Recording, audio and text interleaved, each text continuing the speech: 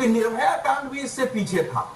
अब यह है कि ये जो आदमी पकड़ा गया, इसका दूसरा पहलू ये है, देखिए 2011 में जब वो जीत के आई थी तो उन्होंने अपने यहाँ एक सिविल वॉलंटियर्स का पद क्रिएट किया था पूरे राज्य में। सिविल वॉलंटियर्स था जैसे कम्युनिस्ट पार्टियां अपने लिए करती थी, ये सिविल वॉलंटियर्स जो है इनको पुलिस भी मानती है, प्रशासन भी, कि ये सब टीएमसी के लोग होते हैं।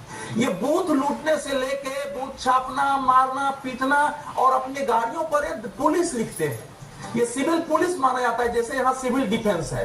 तो इस आदमी को किसी से भय नहीं होता है, वीआईपी कमरे में जाके ये रह सकता है। लेकिन फिर भी ये केवल एक आदमी का काम नहीं हो सकता है, इसको फंसाने की कोई एक आदमी को फांसी पर चढ़ा के पुलिस जानना चाह रही है, जो बंगाल के पत्रकार एक व्यक्ति को छुपाकर बचाना चाहिए। अवधेश जी ये कह रहे हैं, मुझे मेरा सवाल, लेकिन बंगाल के पत्रकारों में जो खबर आ रही है उसमें यह है कि वहां किसी बड़े नेता के एक भतीजे का नाम आ रहा है, लेकिन वो बड़ा नेता कौन है, वो भतीजा कौन है, ये लिख के नहीं दिया जा रहा है, क्योंकि इतना बड़ा जो है इसको छुपाना इस साधारण एक सिविल वॉलंटियर को छिपाने के लिए नहीं हो सकता, इसलिए बहुत बड़ा कांड है।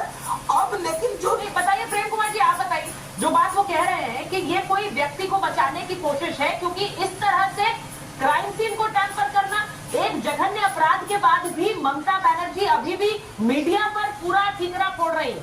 वो बार बार कह रही है कि ये सिविल वॉर करा देंगे, बांग्लादेश बना देंगे। देखिए सुचारिता जी, एक घटना के समांतर कई घटनाएं चल रही।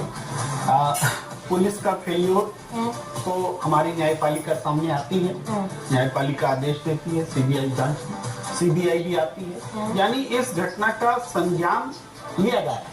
यहाँ पर एक है सरकार का फेल्योर, सरकार का एक्शन या इनएक्शन, इसी समांतर में इस पूरी घटना को किस रंग में दिया जा रहा है। एक घटना बड़ा था उस पूरे ट्वीट में, उस ट्वीट में ये कहा है कि अस्पताल प्रशासन और स्थानीय प्रशासन कटघरे में है, ममता बनर्जी की सरकार नहीं कटघरे में है। राहुल जी का ट्वीट जो है उसमें कठुआ है, कठुआ है, उन्नाव है, लेकिन ये और फिर कोलकाता है, तो बस कोलकाता है, उसमें अयोध्या कन्नौज नहीं है। ये सिलेक्टिविज्म नहीं है, मैंने अभी बात, और एक हफ्ते बाद ये सिलेक्टिविज्म नहीं है क्या?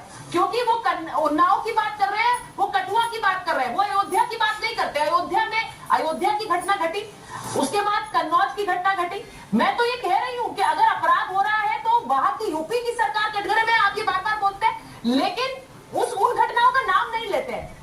क्या घटना के और अच्छा, एक बार बड़ी बयान बता रही हूँ, उसके बाद भाटी जी आपसे बता रही हूँ। ममता बनर्जी ने तोड़फोड़ के लिए वाम और राम का नाम ले लिया है। अब आप ये देख लीजिए, ममता ने तोड़फोड़ के लिए राम शब्द का इस्तेमाल कर दिया है। अब ममता बनर्जी क्या कह रही है? तोड़फोड़ के पीछे वाम और राम। अब वाम कौन? वाम दल। राम कौन? बीजेपी। इस कांड को वाम और राम बता दिया भाई। इस कांड को सीपीआईएम और बीजेपी मिल, ये बड़ा बयान है। आप ये नहीं कह रहे हैं कि इस घटना के पीछे उपद्रवी कौन है। Bhati ji, I want you to react to this भाई। ममता बनर्जी पे वाम और राम डाल देती है, उपद्रवी कौन है उनको भी आप पार्टियों में बांट के देख रहे हैं। घटना, ऐसी घटनाओं के पीछे ये घटना भी दूसरी घटना है, दो पक्ष होते हैं। हाँ। एक तो अपराध नियंत्रण, अपराधियों को सजा, दूसरे उस पर राजनीति। मैंने शुरू में कहा कि घटना गंभीर है, अपराधियों को सख्त से सख्त सजा मिलनी चाहिए, लेकिन ऐसी घटनाओं पर जो भारतीय जनता पार्टी राजनीति करती है वो बहुत घटिया और निम्न स्तर की होती है। भारतीय जनता पार्टी के लोग जब बनारस हिंदू विश्वविद्यालय में रेप की घटना होती है, 2.5-3 महीने तक उन्हें बचाने में लगे रहते हैं, और वो मध्य प्रदेश में बीजेपी का चुनाव प्रचार करते रहते हैं, और तमाम मंत्रियों के साथ, मुख्यमंत्री के साथ उनके फोटो आते हैं, वो भारतीय जनता पार्टी के कार्यकर्ता होते हैं, तब कोई चर्चा नहीं होती, तब ना उनके घरों पर बुलडोजर जाते हैं, ना उनके खिलाफ कोई कार्रवाई होती है। इसी तरह अब जो अभी देखिए आप, 2 रेपिस्टों को बार बार पैरोल दी जा रही है, अभी निकल के आए इसी सप्ताह में, जो सजा याफ्ता है, जो सिद्ध हो चुके हैं, सिद्ध अपराधी हैं कोर्ट में। गुजरात में आपने देखा, बलात्कारियों को, हत्यारों को बाहर निकाला गया, उनके तिलक किए गए, उन्हें मिठाई खिलाई गई, उनके पैर छुए गए। ये भारत को दर्शाता है। तो हम ये कह रहे हैं घटनाओं पर गंभीरता से काम करें, हम सबको मिलकर इसमें करना चाहिए, और पूरे देश में ऐसी घटनाएं बहुत ज्यादा हो रही हैं, इससे कहीं हमारे समाज की बीमारी का भी पता चलता है। ये बड़ा बयान है। में एक बीमारी घर कर गई है। ये जो बयान उन्होंने दिया है वाम और राम, मैं उस पर हाँ वापस आती हूं, जल्दी से क्या करें। हाँ मतलब ये एक समाजवादी नेता है। मुझे हैरत है कि जिस ढंग से आज माफियाओं और दादाओं ने उन डॉक्टरों पर हमला किया है और हाफ पैंट पहने हुए वो आकर के हमला किया, उसको रिनोवेट करने की कोशिश हो रही है। इस प्रकार का तो कहीं अभी भारत मैंने उसकी निंदा की। निंदा का विषय है। आप एक राज्य में जघन्य घटना का विरोध कर रहे हैं, इसको सहन नहीं किया जाएगा। सरेआम मारा जा रहा है, उसको कोई सुरक्षा नहीं है विरोध करने वाले की। इस घटना की तुलना आप किसी घटना से कैसे कर सकते हो? बाकी अपराध किया, उससे तो बड़ा अपराध रात हुआ है कि वहां की पुलिस कहां थी जिससे वही कह रही हूं कि सर माफियाओं से विरोध और अब देखिए मेरा सवाल बहुत उत्पन्न हो रहा है, कोई क्या न करे। जब एक ऐसी जगह जहाँ देश भर की मीडिया भी अपने बहुत चीजें चल रही हैं। पत्रकारों के ट्विटर हैंडल पर पुलिस का आ रहा है लगातार जवाब, और दूसरा कि आप लोग ट्विटर पर आ रहे हैं। दूसरा ये है कि कोई विरोध ना करे, इतने तेजी से हमला करो और मारो पीटो। ये तो भयावह है कि अपराध हुआ तो हुआ, विरोध करने वाले को। आप क्योंकि कोलकाता पुलिस कह रही है कि अगर आप भ्रम फैला रहे हैं, आप झूठ बोल रहे हैं, आपने क्राइम साइट को लेकर गलत बोला है, आपके ऊपर कार्रवाई होगी। वो सीधे सीधे ये कह रही है। अब मुझे ये बता दीजिए डीजीपी सर, आपसे ले रही हूँ एक बार रिएक्शन जल्दी से, उसके बाद वाम राम पर वापस आऊंगी। जरा बताइए डीजीपी सर, पुलिस कह रही है आप भ्रम फैला रहे हैं, हम कार्रवाई करेंगे, लेकिन पहले तो कार्रवाई उन पर करिए ना जो रात को आकर उपद्रव मचा रहे हैं वहां पर। सुचरिता जी, कोलकाता पुलिस अपने हिफाजत कर ले पहले, क्योंकि उन्होंने क्राइम सीन को तब भी सेफगार्ड नहीं किया। लाश के साथ जो बेहुरमती और जो स्टैंडर्ड ऑपरेटिंग प्रोसीजर्स की अवहेलना की, पहले उसका जरा जवाब तैयार कर ले। और ये जो टूट फूट हुई, आप क्या कहाँ सो रहे थे? आपने कोई सुरक्षा के इंतजाम क्यों नहीं किए? जिस तरीके से ये भीड़ वहां पे डंडे ये सब लेकर के पहुंच गए, पत्थर वगैरह तोड़फोड़ की, इससे तो साफ जाहिर है या तो आप मिले हुए हैं या बिल्कुल ही आप अकर्मण हैं, बिल्कुल ही आप अकर्मण हैं। और आपने अब तक कोई कार्रवाई नहीं की, जैसे आपने प्रिंसिपल के खिलाफ कोई कार्रवाई नहीं की, कोलकाता पुलिस के खिलाफ भी कार्रवाई, क्योंकि सब नूरा ये मिली पुष्टि है, बराबर के हिस्सेदार है, क्योंकि किसी बहुत बड़े राजनेता के बेटे का नाम है और प्रिंसिपल का भी पूर्व प्रिंसिपल का नाम है कि वो यहाँ पर रिश्वत ले किसको बचा रहे हैं? देखिए अब सवाल डीजीपी सर यही पूछा जा रहा है कि किसको बचा रहे हैं। जरा संजय सरकार जी जल्दी से बताइए किसको बचा रहे हैं। बार बार यहाँ इस मंच से यही सवाल पूछा जा रहा है कि किसको ऐसा बचाया जा रहा है कि पहले तो कार्रवाई में देर, उसके बाद उपद्रव वहां पर इस तरह से कि क्या सबूत नष्ट किए जा रहे थे। सवाल ये पूछा। कन्नौज और अयोध्या की जो दोनों घटनाएं हैं, उनका बहुत जल्दी रिजल्ट आ जाएगा सामने। इनमें राजनीति ज्यादा की जा रही है, उनकी जांच चल रही है। उनमें खुद पीड़ित पक्ष की तरफ से ही प्रश्न उठाए गए हैं। लेकिन आप ये कह रहे हैं कि अपराध नहीं हुआ है। अपराध तो हुआ है, अगर अपराध जांच तो होने दीजिए। नहीं, अगर अपराध हुआ है तो फिर जांच कैसी? आप जांच नहीं होगी अपराध। नहीं, जांच होगी, लेकिन जांच जब आप कहते हैं रिजल्ट आ जाएगा। हाँ, तो रिजल्ट का मतलब जब तक पुलिस जांच पूरी ना हो जाए तब तक हम कोई टिप्पणी करेंगे तो ऐसा लगेगा जैसे हम अपराधियों के पक्ष में बोल रहे हैं। इसमें भारतीय जनता पार्टी की सरकार समाजवादी पार्टी को बदनाम करने के लिए उल्टे सीधे बयान दे रही है। इसमें सच्चाई दोनों केस दोनों केस निकल गए। सॉरी, मुझे इस बात पर आपत्ति है। आप कह रहे हैं कि रिजल्ट आएगा, आप ये भी कह रहे हैं अपराध हुआ है, लेकिन आप कह रहे हैं रिजल्ट आएगा। तो या तो मान लीजिए कि अपराधी नहीं हुआ, क्योंकि आप लोग तो नार्को डीएनए भी मांग रहे हैं। फिर दोहरा रहा हूं, परिणाम आने दीजिए पुलिस जांच का। हम तो पुलिस जांच पर भी भरोसा कर रहे हैं। हम तो ये भी नहीं कह रहे कि पुलिस गलत है। पुलिस जांच के रिजल्ट आने दीजिए। इसमें स्टोरी कुछ और निकलेंगे। भारतीय जनता पार्टी बेखराब होगी। भारतीय जनता पार्टी का जो अपराध नियंत्रण में नहीं रहता। कुछ जातियों, कुछ धर्म के लोगों को मुख्यमंत्री ने विधानसभा में क्या नाम लिए? 16 लोग अरेस्ट हुए, जिसमें कई जातियों के लोग थे, लेकिन केवल एक यादव, एक मुसलमान का नाम मुख्यमंत्री ने लिया।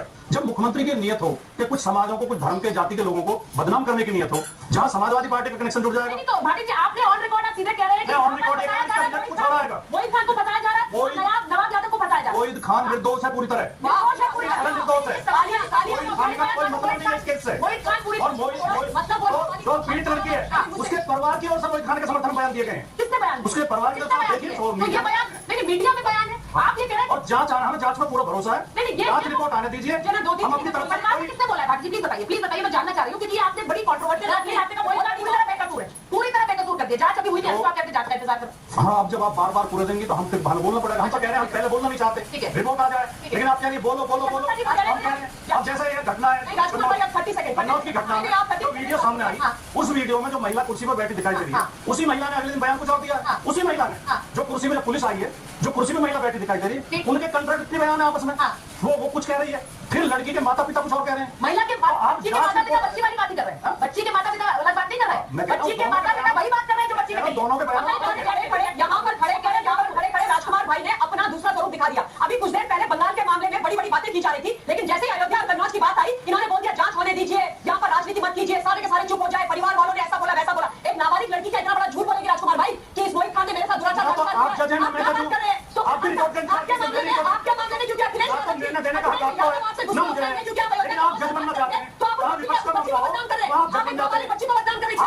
क्या बात कर रहे हो आप? कैसी बातें कर रहे हो आप? मतलब रेपिस्ट तो रेपिस्ट है ना, मोहित खान का नाम लेने से आपको इतनी तकलीफ क्या हो गई है? और क्या आप जज है? क्या आप पुलिस है? आपने कैसे ये निर्णय ले लिया कि मोहित खान निर्दोष है? बताइए ना आप मुझे, बताइए आप मुझे।